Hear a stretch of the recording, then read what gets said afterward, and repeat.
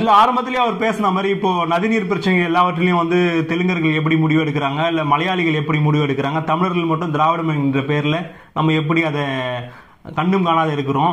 இப்போ உதாரணத்துக்கு இப்ப தெலுங்கு மொழியில பதவி பிரமாணத்தை ஏற்று இருக்கின்ற இவர் கிருஷ்ணா நதிநீர் பிரச்சனை வந்தா இவருடைய நிலைப்பாடு என்னவா இருக்கும் என்பதை போல அவங்க ஒரு குழப்ப அரசியலை முன்னெடுப்பதற்கு இது ஒரு வாய்ப்பா அமையாதா? இல்ல, நீங்க வந்து சீமானுடைய குழப்ப அரசியலை முன்னெடுக்கும் போது அதை நம்பி வாக்களிக்கக்கூடிய ஆட்களும் இந்த தேசத்துல இருக்கிறாங்க. அதுதாங்க இந்த தேசத்துக்கு வந்து மிகப்பெரிய பின்னடைவுங்க.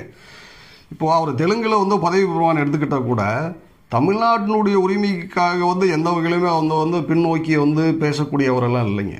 தமிழர்களுக்காக பேசக்கூடியவர்கள், தமிழருடைய உரிமைக்காக பேசக்கூடியவர் தாங்க.